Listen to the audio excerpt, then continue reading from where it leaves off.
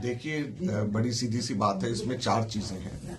सबसे पहला तो कांग्रेस पार्टी स्पष्ट कर देना चाहती है कि किसी भी प्रकार के बाहर का इंटरवेंशन, फॉरेन पावर्स का इंटरवेंशन हमारी लोकतांत्रिक प्रोसेस में, लोकतांत्रिक प्रक्रिया में, इलेक्शन प्रोसेस के अंदर बिल्कुल अनुचित है। इसको हम किसी भी तरीके से अलाउ नहीं करते हैं और इसकी खिलाफत होनी चाहिए, इसकी निंदा होनी चाहिए, इसकी जांच होनी चाहिए अगर ऐसा हुआ है। एक सबसे पहला तो ये हम लोगों का इसके बारे में कहना है।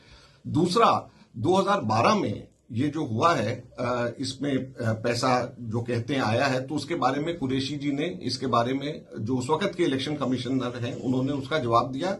तो भारत सरकार इसकी जांच करे कि वो ठीक कह रहे हैं या नहीं कर रहे, और जो भी इसके अंदर दोषी हैं उनके खिलाफ में कार्रवाई करे। हम तो सत्ता में नहीं है, 12 साल 13 साल पुरानी बात है, तो वो उस चीज को जांच करे और देखे, और जो दोषी है उसके खिलाफ में कार्रवाई होनी चाहिए।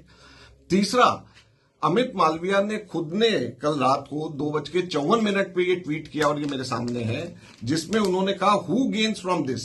Not the ruling party for sure. 2012 के अंदर उन्होंने खुद ने कहा कि रूलिंग पार्टी को फायदा नहीं होगा, तो ये तो इसका फायदा तो ऑपोजिशन को हुआ। तो उस वक्त तो यही ऑपोजिशन में थे और 2014 में यही लोग सत्ता के अंदर आए, तो अगर जो पैसे आए भी हैं तो उसका फायदा तो इन लोगों ने उठाया। तो इस चीज की सबकी जांच होनी चाहिए।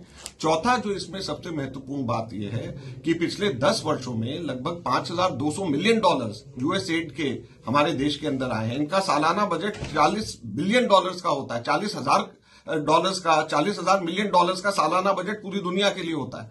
हमारे देश के अंदर पिछले 10 वर्षों के अंदर लगभग $5,200 मिलियन आए हैं। तो वो $5,200 मिलियन की भी जांच होनी चाहिए। ये जो 22 मिलियन कह रहे हैं उसकी भी जांच होनी चाहिए, और जो भी इसके अंदर सजा जिसको भी देनी है उसको देनी चाहिए। सरकार का काम है, सरकार को करना चाहिए। हम किसी भी प्रकार से फॉरेन पावर्स की इंटरवेंशन के खिलाफ हैं और ये नहीं होना चाहिए।